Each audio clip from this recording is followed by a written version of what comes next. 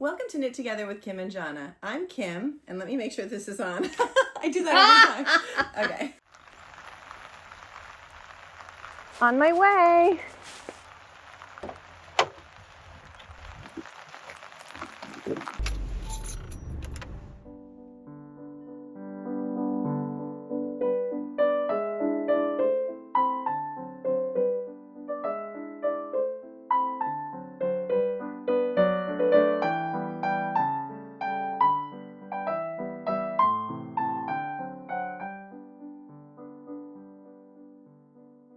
Welcome to Knit Together with Kim and Jonna. I'm Kim, and... I'm Kim. Exactly. We didn't even practice that. Yeah, Jonna's not here because I'm up in Haliburton, Ontario. Are you technically in Haliburton? Yes. Yes, yeah. And I'm on vacation, really. And I decided to work one day because it's worth it to give up one day of vacation to come and hang out with Kim. Yeah, so this is Kim McBrien Evans, the owner, the founder, the creator, the originator of Indigodragonfly Studio. She's an amazing teacher who I've talked about many, many times. And we'll hear, now she's an author. I am now an author. So yes. We'll hear more about that now, but thank you so much for sitting down with me to interview you. Yay. So first of all, just tell me about yourself, your non-knitting. My non-knitting life. Well, I grew up in Toronto. I have a degree in classical music performance, which of course fits into the yarn world so well.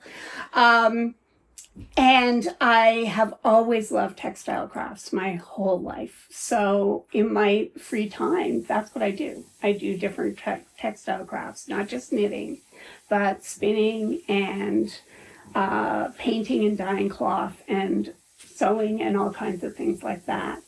I have 2 dogs. Oz and Willow, that keep me pretty busy as well. And a husband who only wants to talk when I'm trying to count to 437. The rest of the time, super quiet. That's so funny. Until I have to count. And then it's awful. That's hysterical. Oh my goodness. And by the way, right now, we're in the middle of dye camp. She does multiple times a year, right? In the summer? Yeah, usually 1 in July, 1 in August. More if we have enough interest, right. But usually those 2. Yeah. And I talked about them last summer after my vacation. I want to do this one of these days, but she's doing a dye camp this week and a sweater camp next week. So if you hear water running the kitchen for this dyeing... or the pitter-patter of little feet trying to sneak past. Yeah. It's just dye campers trying to do their thing while we sit down and talk. Don't worry about it. And there's cars going by, but it is what it is. Okay, so how did you learn to knit? I learned in an after-school program when I was about 4 years old. And I remember there were like 3 kids. My first project was a hot pink acrylic pot holder. Because when you are growing up in the 70s, all your craft should kill you in some way, shape, or form. I just imagine, my mother never used that pot holder. And now I know it's because it would have melted to our skin. But it was the 70s, so that's what they gave us. So that's where I learned how to knit and also how to crochet, because we did a crochet edging around our little pot holder. What a great first project. That's amazing. Yeah, exactly. Do you still have it? No. Okay. No. And also, I don't like hot pink. Oh, yeah, of course. All of those things, yeah. So how and why did you become a yarn dyer? Is that how you started into the Indigodragonfly, was by dyeing yarn? Was by dyeing yarn, absolutely. Well, I used to have a different textile business. When I finished my degree, I wanted nothing to do with music ever again. And so I'm kind of sad. But I think it because of the education process? It was because of the education process. It was because of some of my professors were not nice people. And some of my colleagues that I had to do things. I had to get my degree, had to perform in ensembles with other people that were also not very nice. Okay. And it's intense. People talk about like engineering degrees being intense. We had 5 times the hours of classes. Plus that we had at least 10 to 20 hours of rehearsal time each week. And somewhere in the middle of that, we were expected to practice several hours a day. So by the time I was done, I was exhausted. And so my parents suggested that I take classes at the Halliburton School of Fine Arts because we had a family cottage in this area. And so I did that. And through that process, I learned how to make baskets. And not just any kind of baskets. My teacher was a sculptural basket maker that used very colorful materials. And so that's where I started dyeing, because I knew that I wanted to. It was like the early 90s. The economy was horrible. All my friends weren't able to get jobs in their fields. So I thought, what is it going to hurt? I'm going to try to start a business doing this as a craftsperson.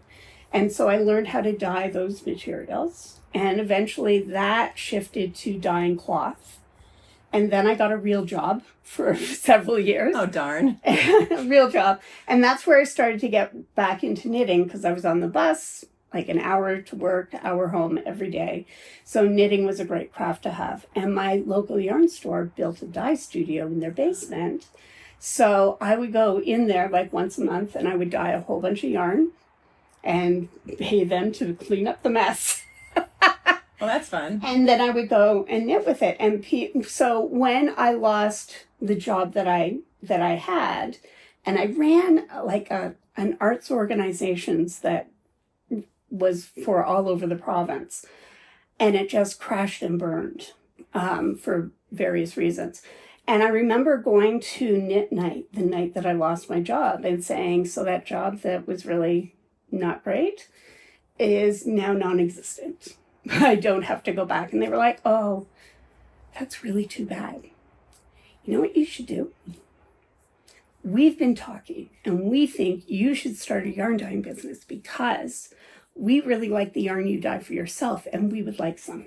So you should go and do that. Oh, wow. And so, and it happened in a live group, and it also happened in an online forum I was in.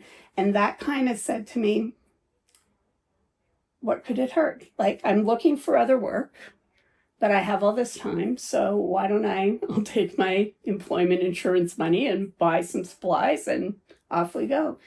And all of those people told two people who told two people who told two people.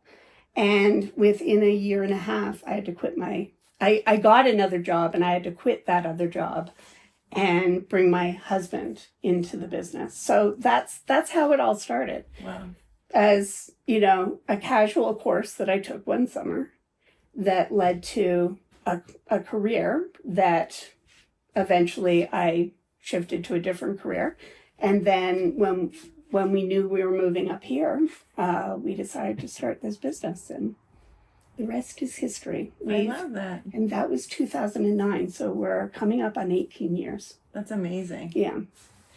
What's the hardest thing about being a yarn dyer and business owner? So the hardest thing about being a yarn dyer is that everything is heavy and hot and wet. So in the winter, you get wet. There's no way you don't get wet. And so things are just really heavy. And so when we have high production days, it's exhausting. So at the end of the day, you're just tired.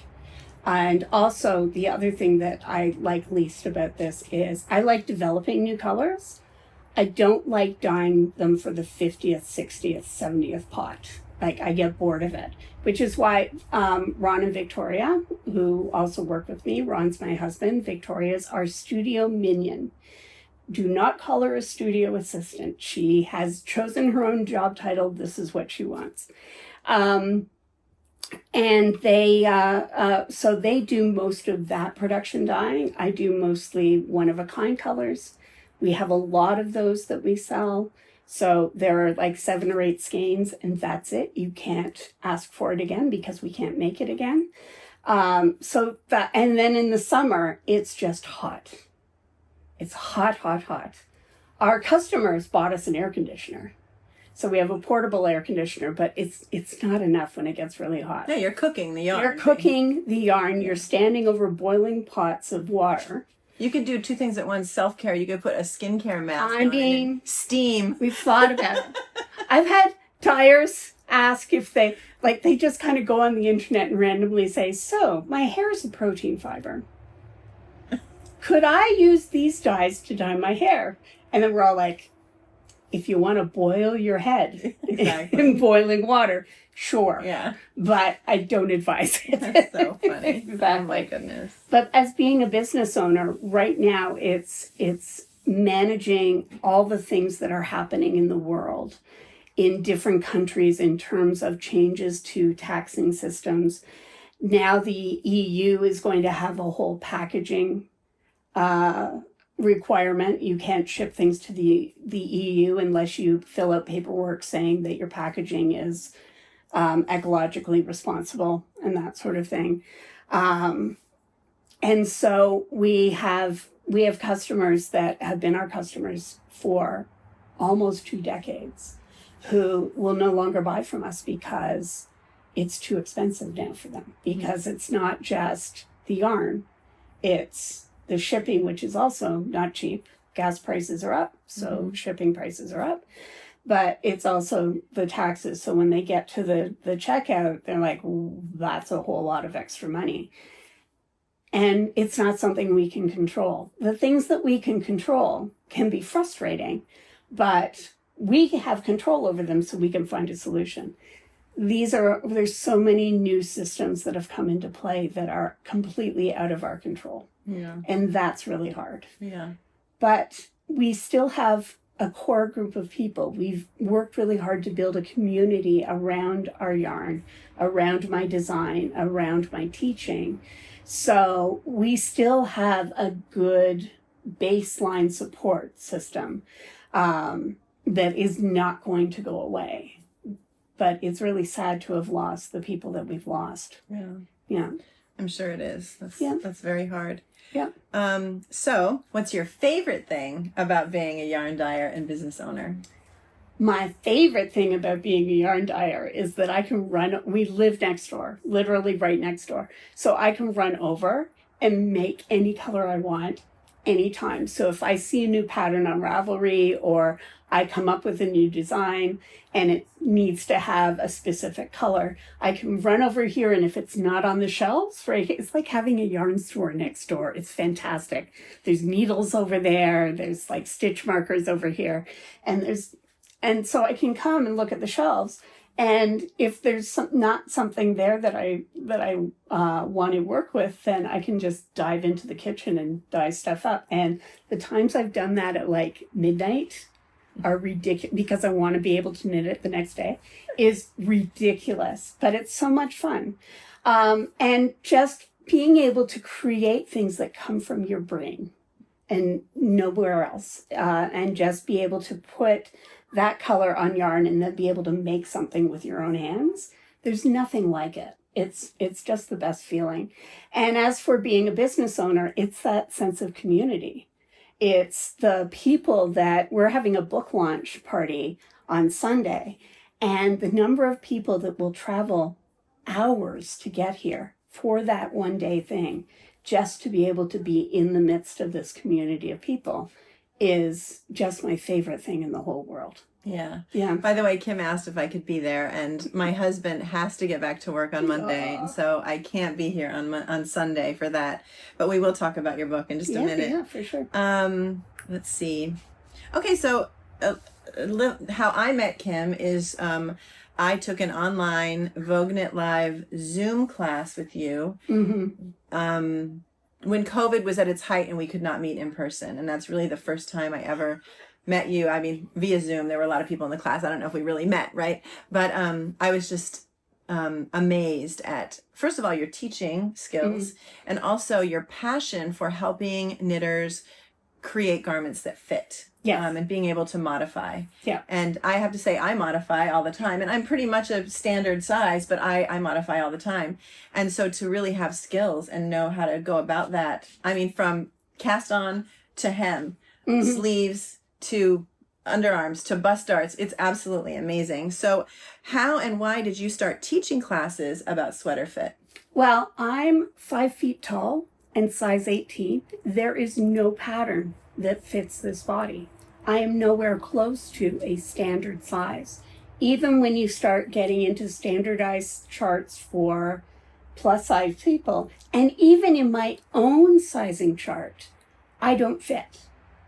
And so I also, my mother is famous for always following a recipe to the letter and rejecting recipes and patterns because there's like one thing that she doesn't like. And I'm famous for treating the pattern like it's a guideline, because it is, and changing things so that they work with me. So I've been changing patterns for as long as I've been knitting sweaters. So probably like maybe my early teens is when I started knitting actual garments. And I always had to shorten things. I always had to make things larger in the bust because I've always had a larger bust. And so I figured it out. Nobody really taught me. I just figured it out. And then as time went on, I started reading more about sweater fit and clothing fit in general. And I started teaching classes like just after we started this business. I would go to yarn stores and teach people how to fit sweaters on a really basic level. And then I started getting better at it. And then I started designing. So I really understood how all the pieces fit together and how I have control over every single stitch in the sweater. And I stopped teaching sweater fit because I hung out with people that taught sweater fit, that had books out and had things in magazines, and I didn't at that point. And so I kind of let that fall aside because I didn't want to compete with people that I knew. When they stopped working in this field, then it became then I started to think, well, maybe I could start doing this. And it's Vogue that really got me into it. So right after lockdown happened, Vogue decided to start doing these virtual events. And somebody, I think it was Romy Hill, had recommended me to teach sweater fit. And I don't know why, because I didn't know that she even knew that I had that skill set. So they contacted me and they said, we would like you to teach sweater fit. And essentially they were looking for someone who is plus size to be able to teach sweater fit, so that they were showing a different body type. They were trying to show more diversity in general, and adding people like me was going to help with that. And through my classes with Vogue, I slowly started to realize that a 2-hour class to teach you how to fit a whole sweater to your whole body was not going to happen because people have too many questions. So I started to take it apart so that we could go really in depth in how to fit the bust in boob camp. Yes, boob with a B camp. The classes I took, I didn't take all of the series, Yeah. but I took a few of them. Yeah. I don't think I took boob camp because I don't have big boobs, but I started, what's the entry, what's the first level? And then there were prerequisites, I think, to take the other ones. Yes, so I do one called Sweaters That Fit, and it's basically 5 things you can do right now to get sweaters that fit you well. It's not going to solve every problem, but it's like a good first step. Mm-hmm. And it talks about choosing a size and how it's not just the chest that's important. It's how do the rest of the measurements apply to your body, right? And talking about sweater style. If you would never buy a boat neck t-shirt, don't spend 40 hours knitting a boat neck sweater and expect it to not choke you like a boat neck t-shirt will, because it will, right? Unless you learn how to modify. Like, I know I like V-neck. That's just me. I will make a crew neck, but I always make it a little wider because I don't like it. I don't make turtlenecks. I love how people look in them. They're gorgeous. I know. But I don't want anything touching my collarbone. Yeah. If it goes above my collarbone, I'm out. Yeah. I'm out. I'm not going to wear it. I will put it on for 5 minutes and I will throw it off on my way home. Yeah. And throw it into the bushes, never to be seen again. So it's also about knowing your personal style. What do you like to wear? You like V-necks. I like V-necks and scoop necks, or round necks that are way open, like almost to my bra straps open, because I know that about myself. So even if I want to knit a sweater that has that element, I'm going to change that element in the sweater. So, but in the Sweaters That Fit class, it's about, here's a list of sweater qualities: long sleeves, short sleeves, elbow length, 3/4 length, hem lengths. Here are 5 different hem lengths, shoulder styles. And you circle the ones that you like and you X out the ones that you don't like. And that gives you a plan for going on to Ravelry and looking at patterns. If a pattern has any of the things that are X'd out, right now that's not a pattern for you until you feel like you've got some basic skills under your belt. To modify. And then you can start working on modifications. And then also all about your fabric, because good sweaters start with good sweater fabric. And not every designer gives you a gauge that's going to work with the yarn that you choose to work with. And so we talked about that as well. And so that's your entry point. And then after that, you can think about, well, where do I usually have fit issues? Are your sleeves tight? Then come and take Out on a Limb. I love Out on a Limb. That's great. Right. I have a whole staff of 2 people who are very funny. And when I try to come up with class names, they're like, you should call that sleeve class Out on a Limb. And I'm like, okay. That's great. Boob camp was mine, though. I came up with boob camp. So I credit Vogue for getting me started. And then other people would take my classes at Vogue and they'd ask me to come speak at their guild and so on. And now I'm traveling all over. I love that. You deserve it. I went to Portugal to teach. Oh, I love that. I know, it's fantastic. So you have Out on a Limb, Boot Camp. Bums and Bellies. Love that. I think I might have taken that one. I don't know. Yeah, Boot Camp 2, which is all about changing necklines and giving you the power. That's what I want to give you. The power to give yourself permission to change the pattern. Some designers are fine with that. Some designers are not fine with that. But at the end of the day, it is your yarn, your time, your garment. You get to do whatever you want to make it a better sweater for you. Right. So don't be a test knitter if you want to modify, basically. Right? Because it's a little harder to I mean, you can modify a little bit. It depends on You can, but usually designer. when you're a test knitter, the designer wants you to knit the pattern as it is. Right. So that they can learn. Right. Well, theoretically, so they can learn how to fit different bodies. Yeah. And if there's mistakes in the pattern and all those things. And all that kind of thing as well. Interesting you say that to empower people, because I've realized, I think a few months ago, that I think my theme for knitting my whole life, and then, well, not my whole life. No, that's not true. Well, kind of. Okay. If I wanted to knit something, I knitted it. I learned what I needed to learn. And exactly. I call it fearless knitting. And I know there's a book that was written, and I bought the book and I did start to read it. And we basically have the basic same ideas, but, you know, don't be afraid. You can always rip it out. Yeah. Don't be afraid of ripping out either. Exactly. My best fitting sweaters are often ones where I've had to rip things back quite a bit, 3 or 4 times. Like, doing this for a longer time doesn't mean that you get it exactly right for your body every time, but it's so satisfying when you finally do get it right. And it's what I'm told childbirth is like, where you once you have the baby, you forget all that it took to get you there. That's what I've heard. That's what it's like for me with sweaters. So there can be times when I can think of one sweater in particular where I just couldn't get the design to work with the fit, and I really needed to do that. So I ripped it back like 4 or 5 times. And when I finally got it right, and I put the sweater on, it's so emotional. When you make clothing that fits your body well, it's an emotional experience. And you instantly stand taller. You instantly have more confidence. You feel really good about yourself going into the world. And buying clothes in a store doesn't do that for you. No. Making things with your own hands does that for you. That's amazing. Yeah. Wow.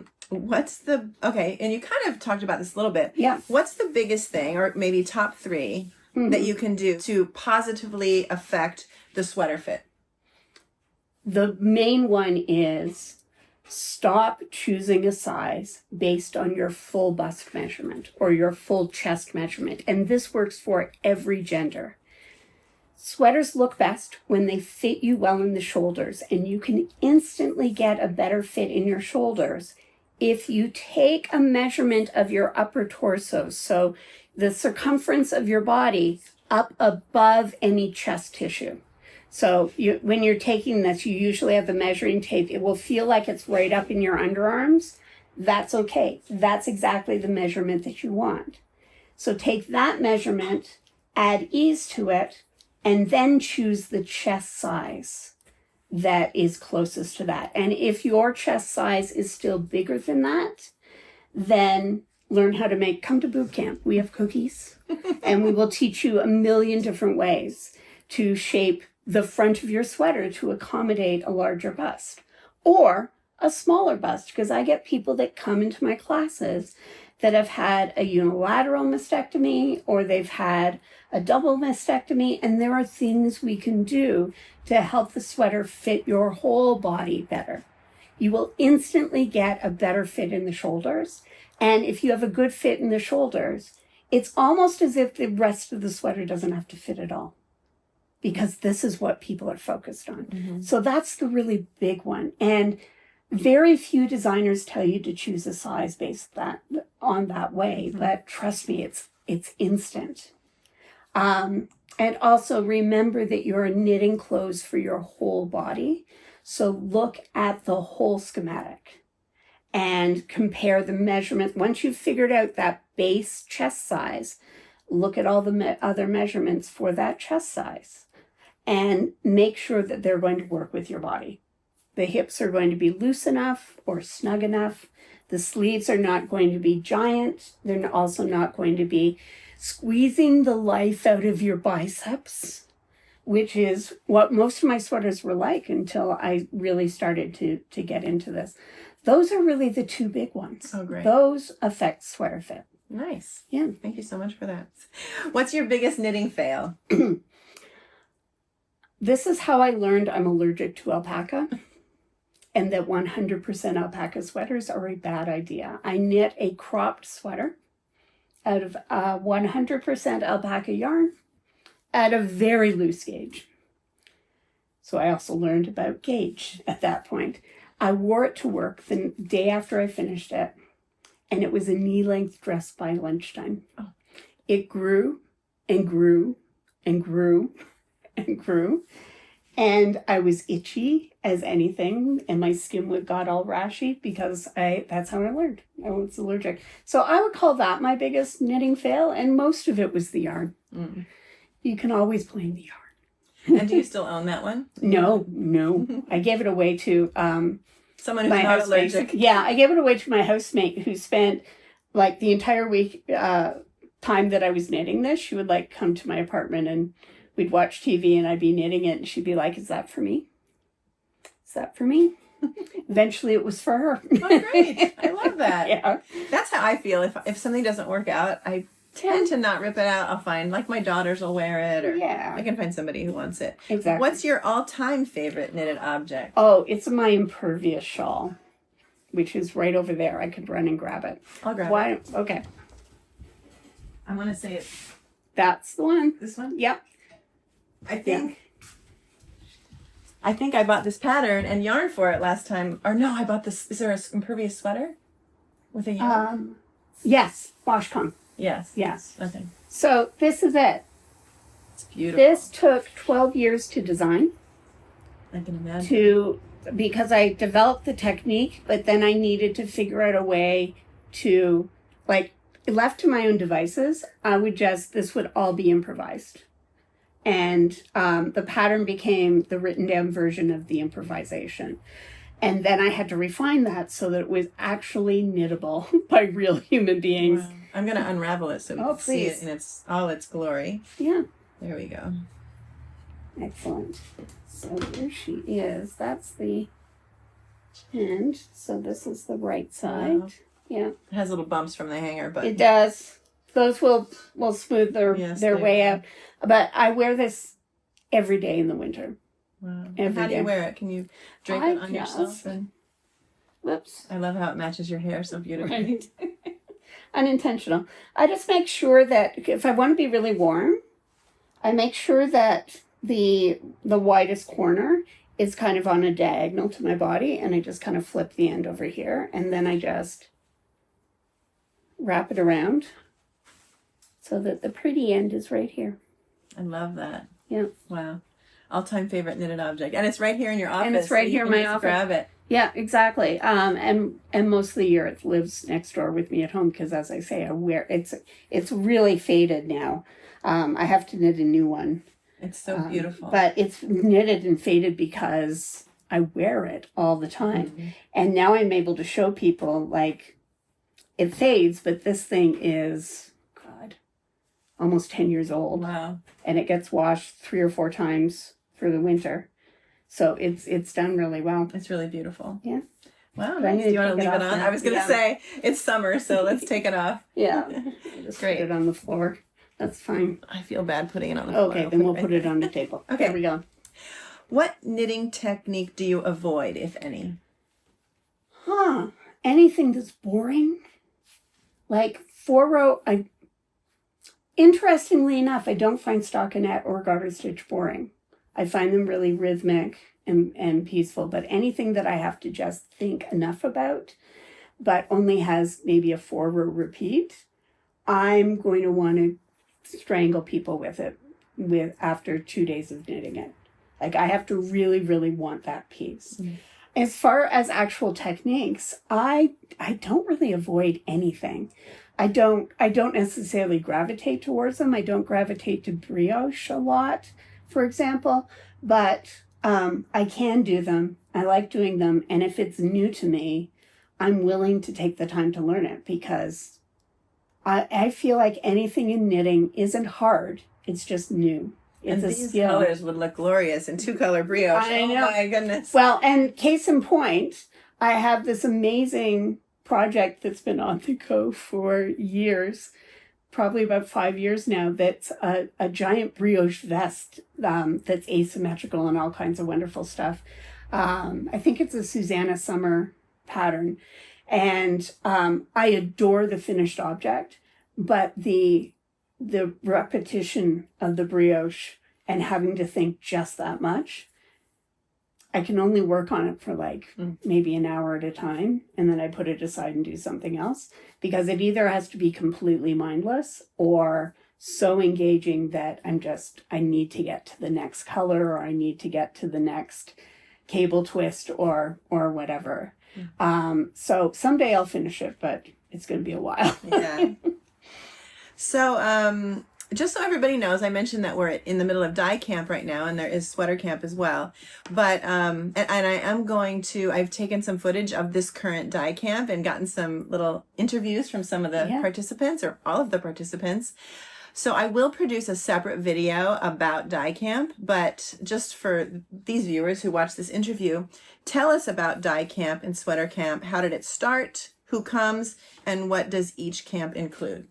Okay, so dye camp started because I did start dye camp as a class at our local art college in the summer, but teaching there because everything is credit towards a degree or a diploma, you have to come up with marking rubrics and tests and all these things, specific projects they must complete during that week, and you have to mark them on it. And that really got in the way of what people actually wanted to learn from me. And the space wasn't great. So the next year we decided we would run a dye camp in our backyard. We didn't yet have the studio. So we set up the tent that you see here in the backyard. We got some hot plates, and we put out notice and said, we're going to do a dye camp. Who wants to come? And a whole bunch of people did. And every year we get some return people. We get some that are brand new, and they come from all over the world. We've had people that regularly come from Scotland and the UK and all over the US and all over Canada. And we've even had people come from Australia. Wow. Yeah, just to come here for dye camp, which is humbling. And what we do is we teach you the basics, how to mix colors, the two basic dyeing processes, dyeing immersion style, where you put the dye in water with the yarn, and an applied dye process where you hand paint the yarn and then steam it to set it. And then we offer your choice of tutorials. So we'll give you a list of techniques that we can teach you how to do. So today we have somebody who's doing indigo. I'll be doing a gradient demo later on. We talk about superwash versus non-superwash and the considerations as a dyer. Speckles, we'll do a tutorial on speckles. And sometimes people will come to us and say, so here's a skein of yarn from another dyer. I want to be able to do what this is. And so we help them be a yarn detective and try to figure out, based on what they already know how to do, how they might try to recreate that technique. Not the exact colors and not that exact skein, but we want them to be able to think critically about, how do I get there? And then see what their hands do, because every set of hands is unique. Sweater Camp started because I wanted there to be an extension for students that come for a 2-hour class, but really want to go more in depth. So it's also, both Dye Camp and Sweater Camp are 5 days. You come all day and hang out at our studio. And so Sweater Camp started as a come here and you can have an in-depth, intense 5-day experience where we focus on 1 or 2 subjects. My original vision was not wise. My original vision was 10 people would come and they would all have 10 separate things that they wanted to do. That got overwhelming really quick. And it turned out that as we talked more, what people really wanted to know how to do was how to draft a set-in sleeve armhole and sleeve cap. So we spent a whole week just doing that. We made paper patterns so that they could cut things out and try them on in polar fleece, because that behaves a little bit like hand knit fabric. And then they use that information to translate into the math for a sweater. Last year, we worked on sweater design. So every day there was a creative exercise to start the day. There was a creative exercise to end the day. But in the middle, people would go off to their little corners of our property and they would work on their idea, and I would just walk around and help them. This year, we're focusing on circular yokes. Nice. That's amazing. That's it. And so it really is just the follow-up to my classes, where I feel like there's more I want to tell you. Yes. And so this allows for really great in-depth information. And they find their own lodging. They find their own lodging because we don't have enough beds in our house. And then, they bring food for lunch. They bring their own food for lunch. Great. Sometimes we'll arrange an outing. So we'll say on Tuesday, we'll all go to the farmer's market for lunch. Mm-hmm. Or Victoria's dad used to own a chip truck that was a 5-minute drive from here. So Friday lunch was always... the famous chip truck that I've heard No, of? Oh. No. Okay, because the person who owns the cabin we stay in wants to go to this famous chip truck. Yeah, it's so funny. No, he hung out at the airport that's 5 minutes from here. And so on Fridays, we would take people over there. Victoria's dad would feed them. We'd all come back. But otherwise, you bring your own lunch. Mm-hmm. And this allows people to stay in a place that feels comfortable for them, mm-hmm. right? They get to, if they want to go camping, we give them camping options. If they want to do an Airbnb, there's that option as well. If they want to be fully served their entire week here, we have resorts in the area that do that. So it also makes it more affordable for mm-hmm. people to do it within their own budget. Right, to modify it within their own budget. I love that. Yeah. Okay. So I heard you wrote a book and we mentioned it earlier. Yes. What's it about and how can we buy it? You mean this book? Yes, that book. I just saw it today for the first time. And the book's just arrived. I think it was yesterday. Perfect timing. So you're right in time. So I wrote the Knitter's Sweater Fitting Bible because everybody asks me if I have a book that has all this information in it. And I've had to tell people no for so long that I finally found a publisher that was willing to publish this madness. It's so full of information, and I can't even tell you how much is left on the cutting room floor. Now, when did you start this project? It must have taken a while. July 2024 is Okay. when I started writing the actual book. But I mean, we can talk about how the information has been brewing for 20, 30 years, Yeah. right? But July 2024 is when I signed the contract and started to write the book. I had about a year to write it, and then I handed in the manuscript and I said, good luck with that. Because it was one chapter had the word count that the entire book was supposed to have. Right. So luckily my publisher... That's why we have editors. That's why we have editors, but it's also why we have publishers who will go to bat for it. And I really have a publisher that went to bat for this book. So when I handed in the manuscript, my editor went and fought for more pages in the book, and fought for a much better cover. So this has got like a nice sturdy flexi cover, I think they call it, flexi bound, and we have fit every single word that was possible for us to fit in this. I love that. So it's called The Knitter's Sweater Fitting Bible. Yeah. And I love how it says the Bible. Yeah, I know. Knitter's Sweater Fit. I love it. Yeah. The Complete Practical Guide to Making Sweaters That Fit Everybody by Kim McBrien Evans. Wow. And I even love these little pictures of, you know, the shoulders you talked about, you know, and different kind of shoulder, different kind of bodice. Is that what you call it? Yeah. Yoke. Yeah. Yep. And then the bottom of the sweater, different shapes. I love that. Oh my goodness. Yeah. Can I show you the thing? Yarn. I know. Can I show you the thing I'm proudest of? Yes. I am, and this again is 100% how my publisher supported this book. Where are you? That's not it. That it's here.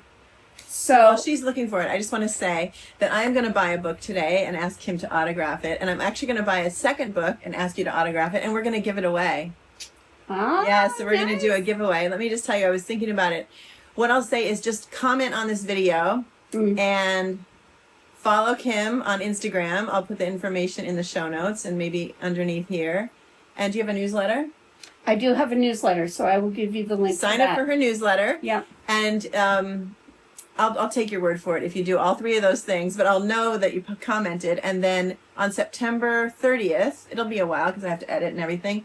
September 30th, I will randomly draw from the comments, and somebody will win the Knitter Sweater Fitting Bible. Yay. Yeah.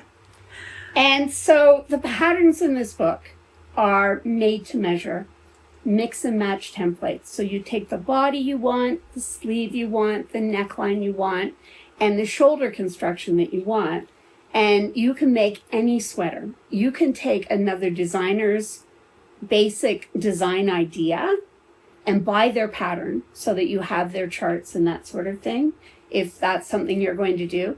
But you can modify it to you by using these templates. And the other thing they let me do was that all of my models, all of them, are real makers just like you. I love that. So we have all different bodies represented. We even have a couple of non-binary people are represented here. So, and each of them knit their own sweater. And we even have a couple of situations where we have one model that has a limb difference, so you can see how we modified the sweater to fit both arms really well. And another model that has a unilateral mastectomy. So I talk about how I modified the pattern for her, because for her I did the math. And I modified it so that she has bust darts that increase towards the full side, but they decrease on the flat side. And so it ends up fitting her so beautifully.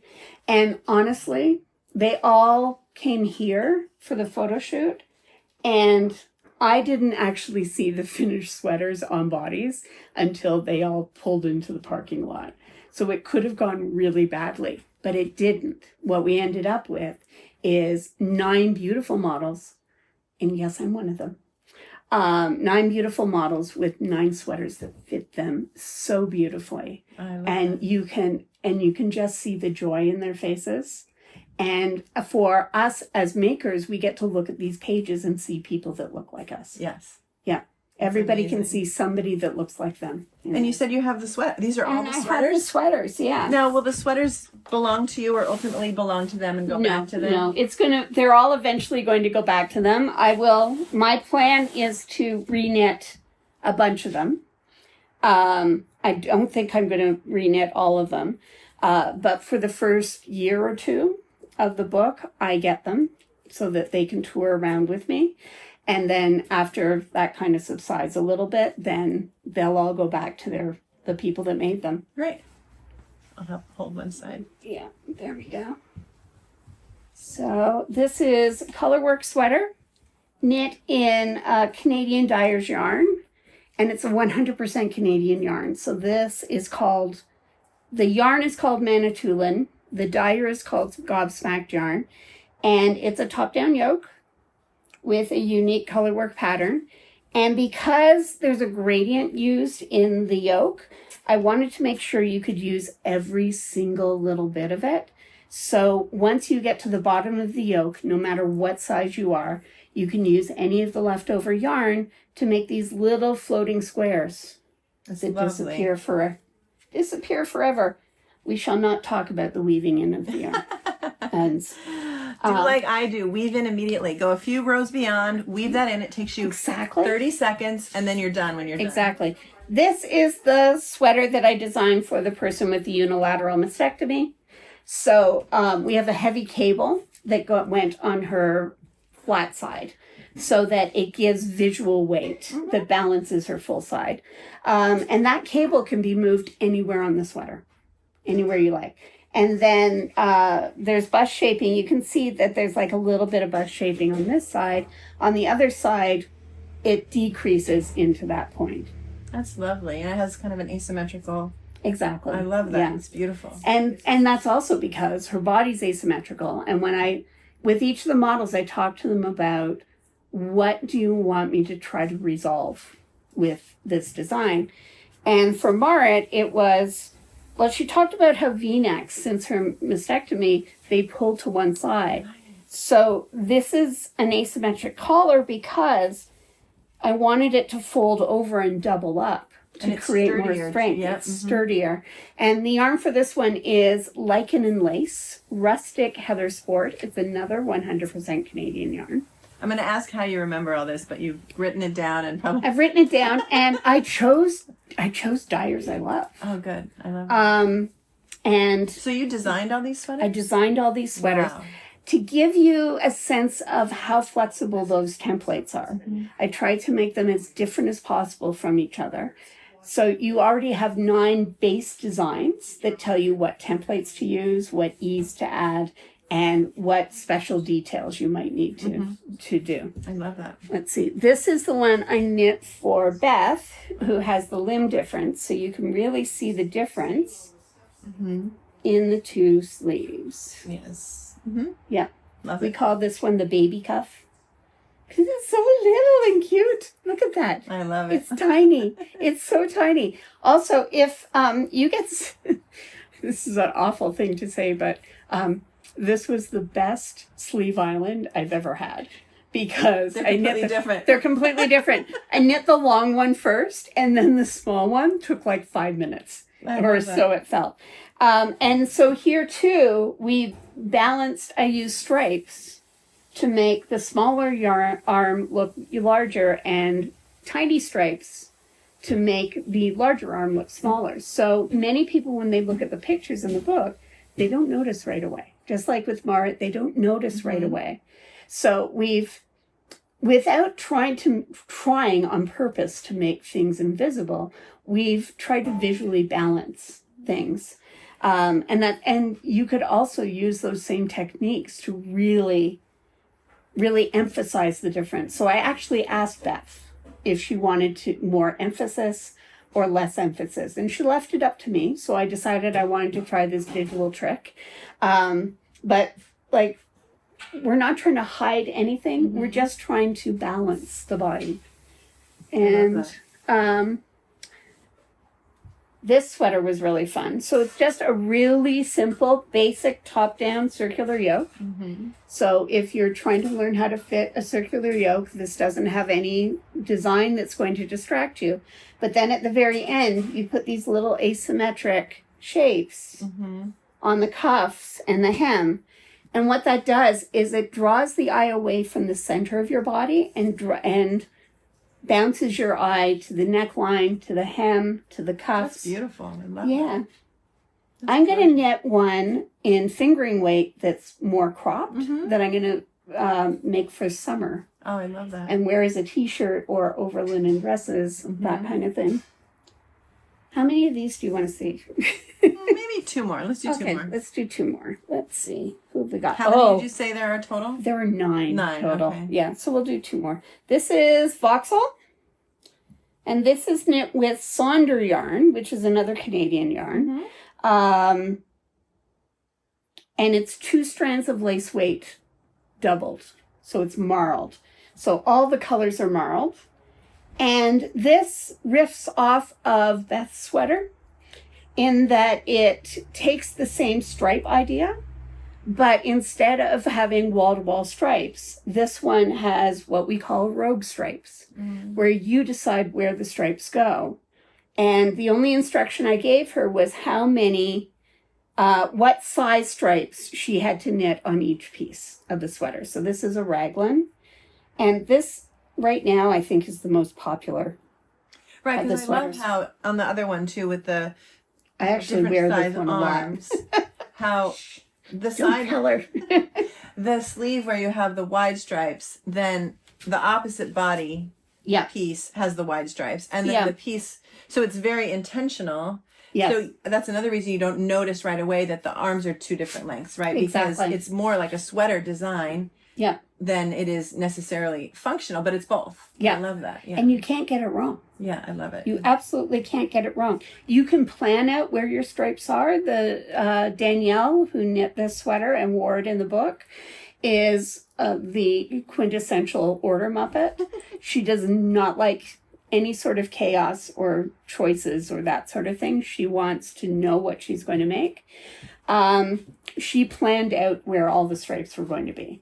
And so she just used the schematic for the pattern and just colored it in, drew them in. I love that. At the same time, Danielle is a big fan of the rogue stripes because it's just enough chaos for her.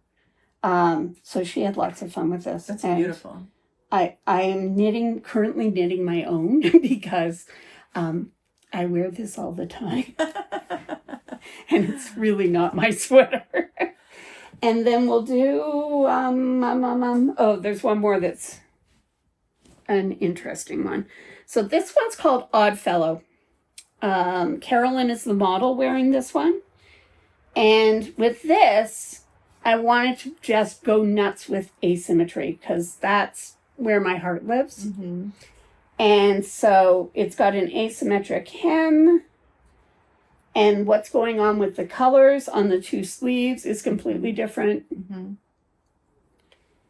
And I just wanted like that sweater that you just throw on to leave the house. I love it. And looks really amazing. Like you could be wearing pajamas under it and nobody cares, right? And so that is Oddfellow. I love that. Yeah. Nice. Yeah. I also read this one. I know I said 2 more, but this Oh, is you just want this one? crying out to me. This, Yes. You know, I used to dye my hair crazy colors like pinks, and Nice. this just is so beautiful. Yeah, so this one is knit in Le Bien-Aimé, who kindly gave us some of their Twist Nouveau, which is a beautiful, beautiful yarn. And what I wanted to do here was show that you can knit variegated yarns with a texture, and it works. And what's great about this texture is the texture itself is reversible. So when you knit the swatch, you get to decide what side you want showing. You could have the back and front be different ones. And she knit the sleeves in stockinette, but you could easily like knit one of the patterns on the body and then a different pattern on the sleeves. She just has really small arms, and she didn't have enough space, not enough width to get full pattern repeats out easily. And then the collar has this little asymmetric detail. I love that. It's just a tiny bit wider. So short rows. You're doing that with short rows? So you're doing short rows here. And that's to kind of echo what was happening in this sweater over here. Right. So there are some things that play back and forth, but really with each of these sweaters, I was thinking about the people that were going to wear them. I love that. And what they like and what they don't like. And these are people you already knew? They're people I already know. So I just, and I actually sent out a notice publicly saying, if you want to model for the book, fill in the application. And in the end, I chose these people, and I'm really glad I did. I love that. They just dove into it wholeheartedly. And so every picture of a human being in the book, even in the fit sections, is a real maker. It's not a model. It's not a professional model that we hired. And she's wearing her sweater that she made. She's wearing her sweater. I love that. Her sweater. Yes, exactly. Yeah. So where can we get the book? Where can viewers get the book? So you can get it from our studio. You can get it from all the major retailers. I suggest bookshop.org if you're in the U.S., but you can also get it on Amazon, Barnes & Noble. In Canada, you can get it at Indigo. I'm assuming you can ask your local yarn shop. You can ask your local yarn shop, which is my number one preference. Ask your local yarn shop to get it in. So then you're supporting both. Exactly. Because so many yarn shops have gone out of business and I know. are struggling. So then we can So my priority is me, and then local yarn stores and local indie bookstores, then bookshop.org, because they give money to indie bookstores. Oh, okay. And then if you really, really, really have to, then the evil empires of doom. But supporting your local yarn stores is always number one in my heart. And if your yarn store is in Canada, they can get it from Julie Aslin Distribution. If your yarn store is in the U.S., they can get it from Ingram Publishing Systems. Okay. And everywhere else in the world, if you go to kimmcbrienevans.ca, I have a link that will take you to, or will tell you where to find it closest to you. I love that. Yeah. Wow, that's so exciting. So it's officially for sale now? When is it officially released? It's officially released August 25th. However, our books are here, and we've been told we can ship them. So we are shipping starting as soon as Victoria closes that box over there. Okay. That's the first one to be shipped out. And I have to sign like 125 of these this week to send them out. Yeah. Well, 127 because I'm going to get two and you have to sign them. That's great. We'll do it right after we stop filming. That sounds great. Okay, my final question is there anything else you want us to know? Anything I didn't cover? Anything you want to say? If you want to celebrate the book release and join me for a virtual book release, I will give you a link to register for that. So the link will be down there someplace. And it's happening on book release day, so August 25th. I will fight to publish this video before then, yes. And if you can't, then I'm going to be at a number of events this fall, mostly in Canada, but in the US, I'll be at Rhinebeck. In Canada, Knit City, PEI Fiber Festival, and the West Coast Fiber Festival are the major ones. And then there's a whole bunch of little ones. So at Rhinebeck, you'll be in the hall we'll be in the Merritt Bookshop with all the other authors. Okay. Yeah, it's going to be fun. Yeah. Well, my poor minions are going to be selling yarn in Jenny the Potter's booth because that's how we roll. Okay. Yeah, so we'd love to have you join us for that. Yeah. Well, we definitely will. I'll definitely try to. Yeah. But thank you so much, Kim, you're welcome. for this amazing. You're actually such an easy interview. You're so outgoing and vibrant and well-spoken. And you're so passionate. I mean, that's really what it is. That's what it comes down to. In real life, I am an introvert that talks to nobody, right? Like I go to parties and I'm the person that's like leaning up against the wall, observing all the people. But when I'm talking about sweaters and fit and how important it is, I believe, for our mental health to have clothing that fits us really well. It just changes your life. So I do get passionate about it, and you're so easy to talk to. So Thank you. it's great. Well, thank you so much. You're All right. welcome. Thanks everybody for watching. Bye. Bye.